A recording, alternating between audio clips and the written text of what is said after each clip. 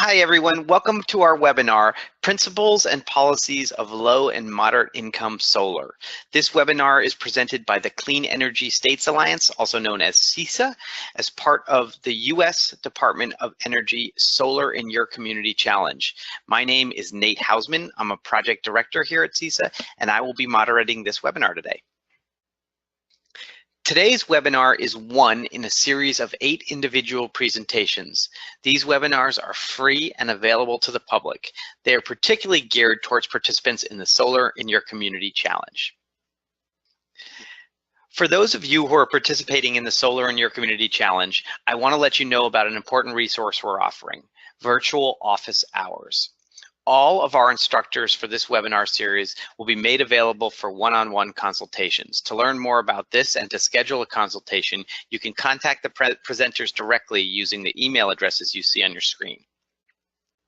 And now I'd like to introduce you to our presenter for today's webinar, Todd Olinsky-Paul. Todd is a project director at CESA. Todd directs the Energy Storage and Technology Advancement Partnership, the STAP project, a federal state funding and information sharing project that aims to accelerate the deployment of electrical energy storage technologies in the U.S. Todd joined CESA from the PACE Energy and Climate Center, where he served as the Manager of Communications, Education, and Outreach, as well as an energy policy analyst. Todd has a Master's of Science in Environmental Policy from Bard College and a Bachelor's of Arts from Brown University. Todd will now present for 15 or 20 minutes, and then we'll take questions on his presentation. So with that, let me turn it over to you, Todd. It's yours. Okay. Thanks very much, Nate, and thanks everybody for joining. I'm Todd Olinsky-Paul with CESA, and I'll be talking about Solar+Storage for LMI communities. I want to start with a couple of sort of general comments because this is a little off the beaten path for some folks who are used to thinking of solar quite a bit, but probably not used to thinking about energy storage at all. And so you may be wondering, thinking solar is already a heavy enough lift for low and moderate income communities. Why would we want to try to do something extra on top of it? And so, I want to point out a couple of things about that. First of all, things are changing very quickly in the world of energy storage. Costs are dropping very quickly, and new markets and applications are being uncovered and tapped into. And so we're at a point now where storage, in some cases, can actually improve the economics of solar. So in other words, adding storage along with solar can be a better economic value for the customer than solar alone in certain cases, and I'll go through how you know what those cases are during this presentation. Also, I want to point out that the value of solar can be, and is in some places at risk due to changing regulatory factors such as reduced net metering rates and increasing demand charges. And again, adding storage in certain circumstances can help protect the value of solar because storage allows you to manage things like demand charges and isn't dependent on net metering rates, and can help increase, for example, self-consumption of solar at a higher retail rate. So the third thing I want to mention before I sort of go through the slides here, you may be thinking, well, I don't really understand energy storage, and it can be a complicated technology, but the core concepts are not difficult to understand. I'm not going to be going into the weeds on technical details about how storage works or how systems work, but I will try to convey a few simple concepts and rules of thumb so that you can start to think about where it would be appropriate to think about storage in addition to solar. The learning objectives are going to be understanding what energy storage is and how it works with solar PV, understanding the major benefits of Solar+Storage for LMI communities, and understanding the economics of solar and storage behind the meter. So what is solar and storage? Essentially, it's a marriage of two clean energy technologies, solar PV and battery storage. And together, they can provide unique benefits that neither can achieve alone. Essentially, you're adding a battery along with PV solar array behind a customer meter. And the benefits include energy cost savings and/or revenues, as well as resilient power. And resilient power means that in case of a grid outage, solar alone will not provide electricity to the facility because solar panels are configured to shut down when the grid goes down. However, if you add a battery behind the meter, you can configure the system so that it will continue to provide power to the facility even when the grid is down. And that provides important backup power benefits. And I'll explain in a moment why those are particularly critical for certain LMI communities.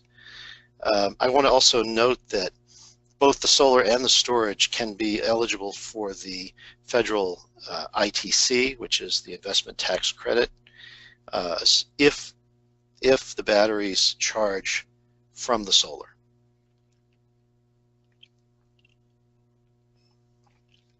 So why solar and storage for LMI communities? The two key reasons that we're seeing right now is, first of all, the resiliency benefit I mentioned. LMI communities have been shown in numerous studies to be disproportionately harmed by extreme weather and associated electric grid outages. Those extreme weather events and grid outages are becoming both more frequent and more severe. We've just seen a number of hurricanes that have extremely adversely affected many LMI communities. Those communities may lack resources to cope with these outages. That includes income, savings, insurance, transportation, communications, and information. Among LMI communities, the elderly excuse me, and disabled are particularly vulnerable to grid outages because they often rely on electrical devices such as elevators, refrigerators, rechargeable medical devices, communications, all of which require electricity to function. And it's frequently safer to shelter in place than to be evacuated. And so we'll be looking at ways that solar plus storage can facilitate that.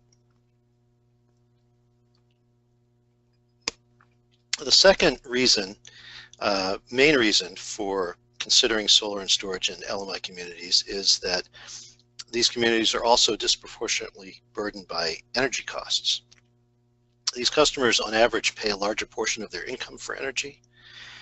And while solar PV can provide excuse me, energy cost savings, adding battery storage can in some cases provide even greater savings and a shorter payback period.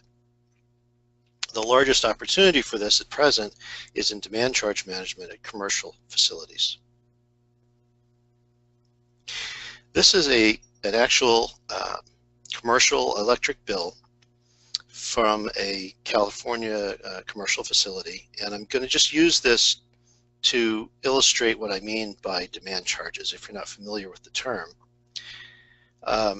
And commercial facilities excuse me, includes everything from multifamily affordable housing through municipal facilities, schools, churches, critical facilities, anything essentially that's not residential. And multifamily, while you may think of it as residential, is typically behind a commercial meter and is considered a commercial customer by the utility. If you look at this electric bill, the top portion, which is sort of pink, is the energy portion of the bill. And you can see this customer, this is an annual bill. This customer paid over $12,000 for energy in a year. The blue part underneath that is the demand charge. And these are charges assessed on usually the peak 15-minute period in each month for use of electricity at this particular facility. And based on that peak 15-minute monthly use, a demand charge is assessed by the utility. In this case, the customer is paying just under $12,000 in a year for demand charges. So what you're seeing here is a case where the customer is essentially paying almost the same amount for demand charges as they are for energy charges. So half of their bill, 50%, is accounted for by demand charges. And these are charges that solar cannot reliably address because it's not dispatchable. It will help with energy costs, but it won't help to manage demand charges. And these demand charges can be anywhere from 30 to 70% of a typical commercial facility's electric bill. Now, energy storage manages demand charges simply by limiting those peaks. And you can see the little chart here. There are a couple of peaks shown here where this facility's use of electricity kind of spikes up to 100 kilowatts.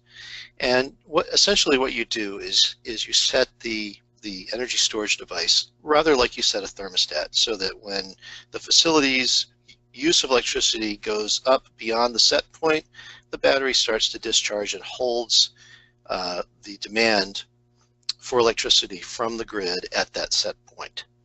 Now, the value of that depends on what you're paying in demand charges. So for this example, if your demand charges are $10 a kilowatt, annual savings would be $4,200. If demand charges are $20 a kilowatt, annual savings are $8,400, and so forth. Generally, anyone, a commercial customer paying $15 a kilowatt or more in demand charges may be able to economically use battery storage for demand charge management, meaning that the batteries would then pay for themselves. So that's a pretty good rule of thumb. And the resilience benefit is then free. Essentially, the batteries are paid for by demand charge savings, and the resiliency benefit to the customer is essentially free. Now, I want to present an actual case study that we did.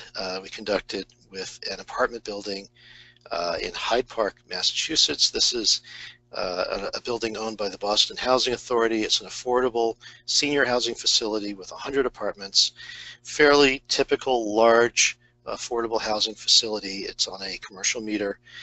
This one happens to be on electric heating, which is important because that means that the heat contributes to the electric load. It has numerous common areas, including a kitchen, 4 laundry facilities, 2 elevators, a common room.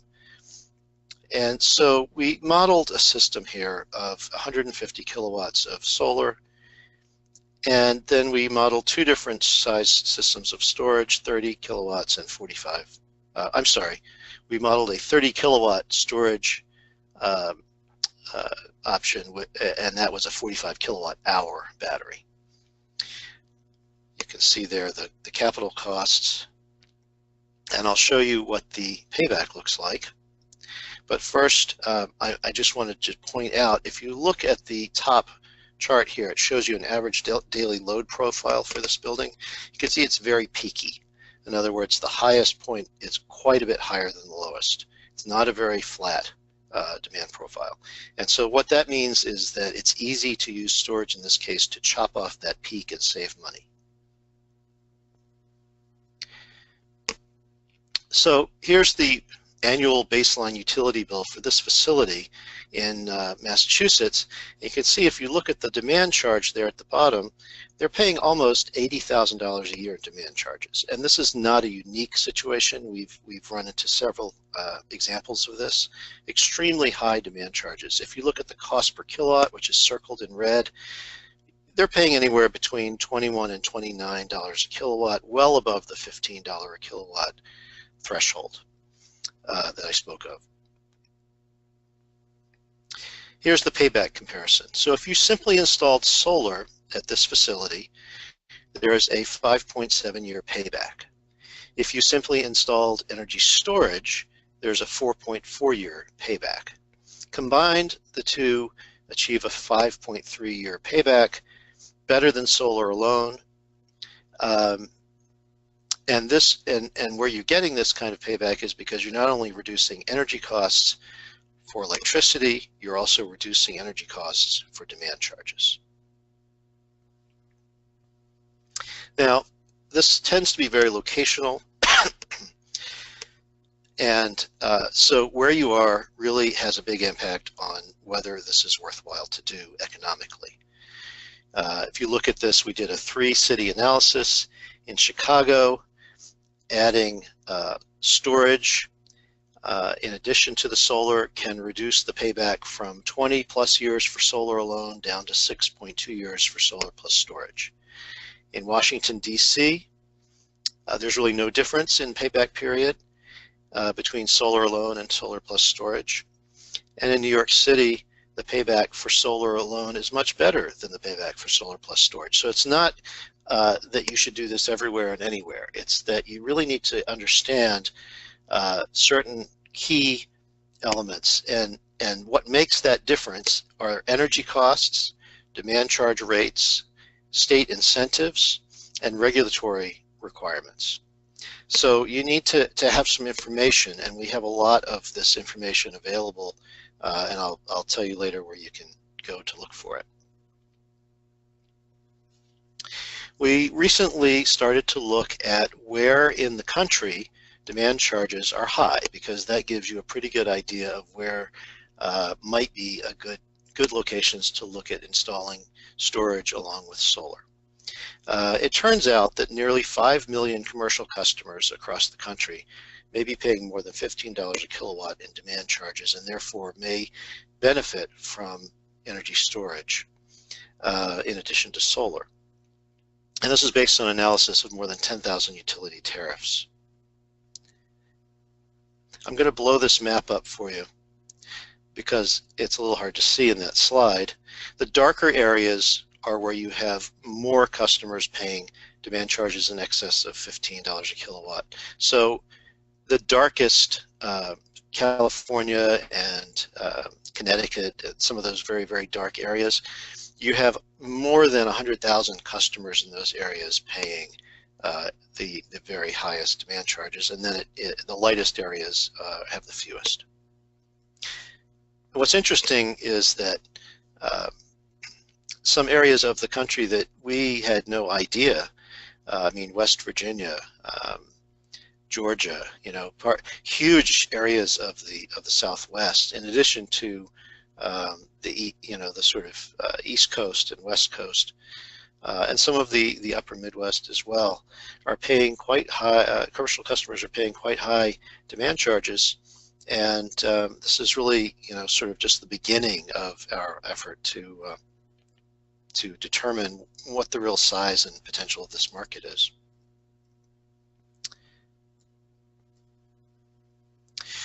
So I think that's concludes my presentation. I wanted to make sure to mention that we have many reports, recordings of previous webinars, and other resources on our website, resilientpower.org, and I'll be happy to take questions. Thank you, Todd. And I just want to remind our listeners that if you do have questions, you can type those into the chat pane on your screen, and we will take them as they come in. A question, so to take advantage of solar plus storage and to take advantage of value streams like demand charge management, it seems like these projects, solar plus storage projects, may require high modeling costs, higher operational costs than just a solar project. Given that, are they, does it really make sense for the low and moderate income community? Well, I think that it can make sense. The question is a good one in the sense that solar has been around long enough that we have a lot of sort of established products with well understood economics and warranties and financing structures, etc. And storage is getting there, is not quite there yet. So there may be some additional costs in things like economic analysis for these projects. Having said that, it's certainly worthwhile if, for example, as I showed in the presentation, you have a multifamily affordable housing situation or a critical community facility, a school, public shelter, a situation where you're paying very, very high charges, and you can do something about it. And really, storage gives you that opportunity. So I think it's worthwhile for that reason, as well as the resiliency benefit. And I didn't talk as much about that because I think that the economics is very important and probably top of mind for most folks. But being able to provide a backup power, clean energy backup power to these critical facilities and housing facilities can be quite an important benefit. We're looking actually, we've been looking at some senior housing facilities where they're all electric, and if the elevators don't work, people can't even leave in the case of an emergency, for example. So it's extremely important. Thanks. Here's a question about the distinction, if there is a distinction between sort of rural versus urban locations. Has there been any research on demand costs and the economics of solar+storage for low and moderate income communities in rural versus urban locations? Is that an important distinction? Well, that's an interesting question. We actually have participated in a project here in Vermont in a rural location. We had a 14-unit affordable housing. It was actually a redevelopment of a mobile home park with 14 high-efficiency modular units with solar and storage in each one. And so it can be done. It may be that it's typically easier in an urban environment only because you tend to have these multifamily housing facilities as opposed to more sort of single family buildings or developments. But there are plenty of commercial establishments in LMI communities, whether urban or rural, that one could look at as potential for this kind of project, where they're providing a critical service to their community, whether it's housing or not. If it's the local school and that's where people are going to go to shelter in case of a natural disaster, and the school is burdened with high demand charges, then it may well be worthwhile, whether it's urban or rural. Thanks. Can you go into more detail on how a multifamily property owner considering a solar+storage project could forecast future savings from the storage to the degree of certainty that a bank would finance the project based on those savings? And the question says, is that realistic? In other words, how certain can a property owner be about forecasted savings from demand charge reduction and other revenue streams? Well, it's certainly true that utility rates can change. On the other hand, typically that requires a rate case, and the local public utility commission or Department of Public Utilities would be involved. These are not things that happen overnight. They're typically long and complicated processes that utilities go through in order to essentially get permission to change rates. So those demand charge rates, if they are there, are not going to just sort of disappear for no reason. They're part of the utility's rate structure, and they've been approved and included in official sort of regulatory proceedings to establish those rate structures. Typically for energy storage, you want to look over a 10-year horizon, because that's what you sort of assume as the lifespan of the equipment. A little different from solar, where you're looking at 20 years. So, that's why I'm showing things like, okay, it's a 5-year payback, or it's a 7-year payback. If it's beyond that, then it really, may not make sense, and it's certainly not going to make sense in every case.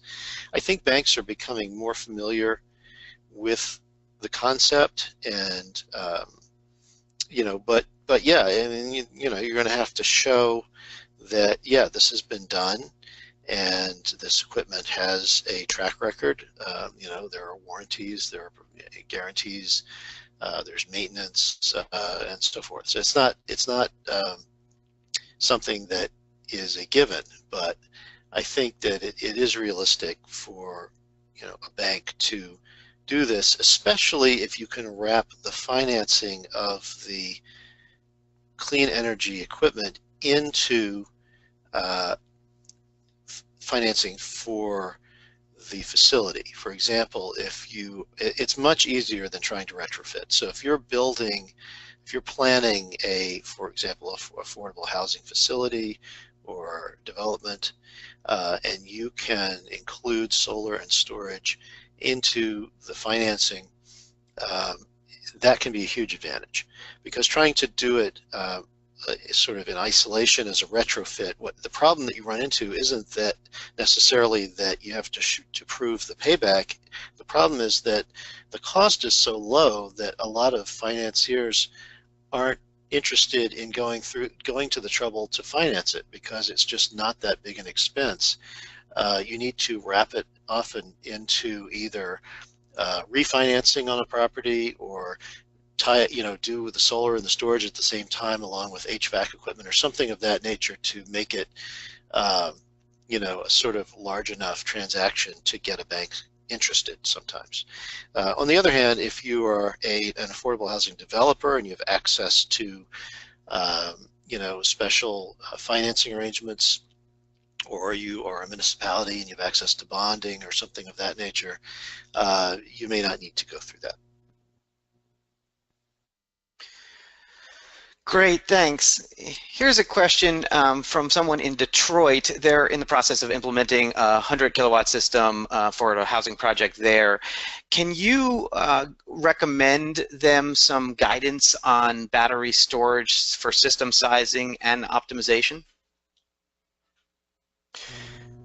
Not off the top of my head, but we do have some. We and others have developed exactly that kind of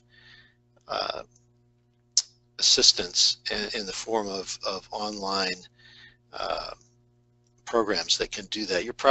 Most of the listeners are probably familiar with online solar, rooftop solar sort of sizing, sites where you put in, the square footage of the building, or you put in, it tells you, you put in your zip code and it tells you what's your solar resource and how many kilowatts you need for that space, and et cetera, et cetera.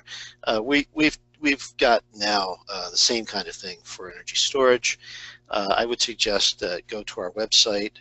There's the link on the screen there. And look around.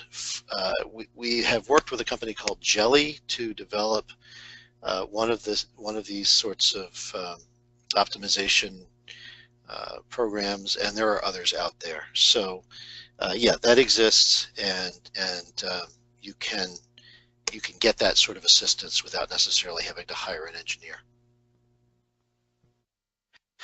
Todd, we've got a question about providing an overview of the financing for the Hyde Park modeling that you did. Can you give an overview of that? And was a community a CDFI or a bank involved in that project? Yeah, I can't, because I wasn't, I've sort of involved with the economic analysis, but not with what's going on with that specific project in terms of financing. So yeah, I can't really speak to that. I believe that excuse me, project is still in process, so I don't know if I could have spoken to it in any case, even if I were familiar with it, because I think it's underway. Okay, and maybe we'll do one more question. This question is, what was so different about the New York City tariff system that made it so unattractive for storage? And will this change after the, New York's undergoing a REV process? Is that likely to change? Yeah, well, I can't speak to the specific tariffs. Every utility has multiple tariffs, and so it's quite for most of us, it's a sort of a black box. It's very difficult to understand why, literally, I mean, if you live on one street, you're paying one rate, and somebody 3 blocks away is paying a different rate because they have a different electrical tariff, or they're in a different utility territory altogether, or they have a electric delivery company that is sort of being a middleman between them and the utility. So it is complicated, and all I can really say about that is that you need to look at your specific electric bill and determine what your rates are and what your demand charges are. Just because somebody else in your city is paying a certain rate, it really doesn't mean that you can assume that that's true of your own facility. The one thing I can say about New York City, however, is that Con Ed was running and is still, I think, running a incentive program for storage along with a bunch of other distributed energy technologies, but they had certain requirements that made it unattractive for a lot of potential storage customers. In addition, there are some regulations about what you can put in buildings in New York City in terms of energy, energy infrastructure that is sometimes problematic. So you end up sometimes with higher installed costs due to permitting and siting and so forth. But overall, it generally has to do with demand charges, electric rates, and incentives, if any. Great. Thank you, Todd, for your excellent presentation, and thanks to everyone who attended this webinar and participated in our Q&A.